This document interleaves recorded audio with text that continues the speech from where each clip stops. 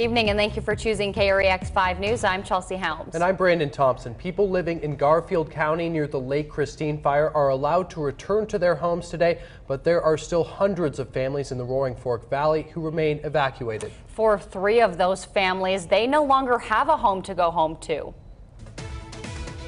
The Eagle County Sheriff's Office says that the fire started Tuesday night and it's grown to 5,200 acres as of last night. Wind in the valley continues to blow in circles, so it's hard for firefighters to determine which way it's going to go. At this time, it's burning within just a few miles of Basalt and remains at 0% contained. Governor John Hickenlooper, Senator Cory Gardner, and Congressman Scott Tipton toured the Fire Command Center in Basalt today, one of 2 command centers the governor visited Friday. Governor Hickenlooper said it seems like all 8 of the wildfires burning across Colorado came all at once. This fire obviously really came out of nowhere and grew very rapidly, and we had issues around electrical transmission, a lot of buildings at risk. When you get this many fires at one time, you obviously stretch your resources. And I think what we've been doing, and I think what we saw here in the last couple of days, was prioritizing those places where we have the greatest risk. Hickenlooper told people not to fly their drones near any fires again today, as it causes air tankers and helicopters to abort their drops on the fire. Gardner and Tipton are working for stricter punishment at the federal level for people who do that. Meanwhile, evacuees have to re-register at shelters tomorrow. This is the 3rd full day people have had to stand by while they wait to find out if their home will survive. The families that lost their homes were notified today. Such a sad thing, absolutely. All evacuees who were staying at Roaring Fork High School will now be housed at Basalt High School. A lot of people had to grab what they could when they left, so the Rifle Lift Up thrift store is providing clothing vouchers for those who need them. There are still some people who are ordered to evacuate who are staying to try and protect their home. I just thought to myself, well, there's nobody else that can defend my house right now. I'm the only one that can, and I'm a former firefighter. I got to go get the hose and go do this, and so I did. A meeting at Basalt High School is scheduled for 6 p.m. tonight. There is no estimate on when people living in Basalt, El Jebel, and other areas of Eagle County will be allowed to return home. With all of the people that are being evacuated from the Lake Christine fire, animals and livestock need a place to go to. Yeah, the stables at the Garfield County Fairgrounds have been sheltering many different animals as their owners wait for evacuation orders to be lifted. KREX 5 News reporter Tyler Young is live at the fairgrounds in Rifle to find out more about the livestock shelter. Tyler?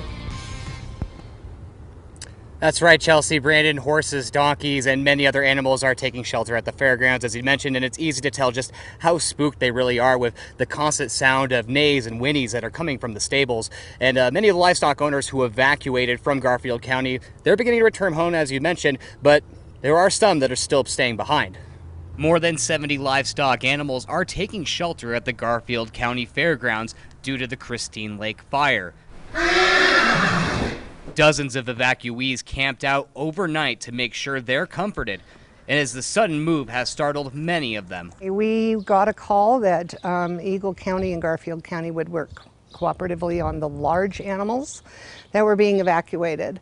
And so we immediately began receiving large animals. What we received was approximately 70 animals, 67 horses, 2 goats, and a very loud donkey.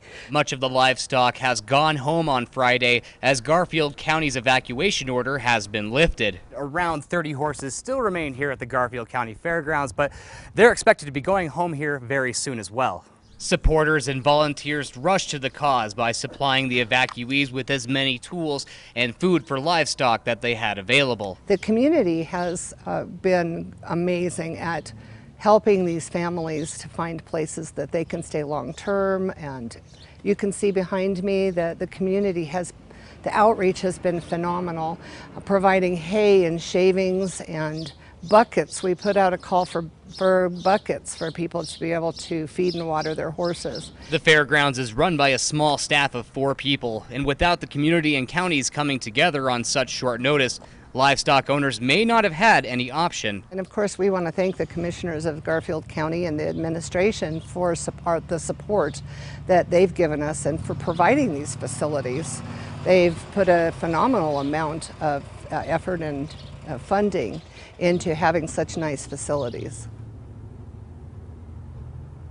Now, for anyone that was wondering what the status of the Western Slope Reining Horse Association event is, or how that status currently stands, it has been canceled to make way for the evacuees and for also the livestock. And we're still waiting to hear exactly when that event will pick back up. But as soon as we figure out, we're going to tell you here on KREX 5 News. First on the Western Slope and reporting live from the Garfield County Fairgrounds, I'm Tyler Young for KREX 5 News. Tyler, thanks so much. Great job out there. Now, because of this fire, Colorado Parks and Wildlife is shutting down all shooting ranges in the Northwest Division until further notice. This includes 2 in Mesa County, the Plateau Creek site, and the Cameo temporary shooting range that you're seeing right now. The fire started on the Basalt SWA shooting range managed by CPW. Tracer rounds, which are always illegal, were to blame. The agency says the extreme drought in the region sparked the discussions about closing the shooting ranges. The agency says that safe shooting happens every single day, but the Lake Christine fire shows what can happen when the law is not followed. The closures only affect CPW shooting ranges. Other ranges in Mesa County are still open at this time.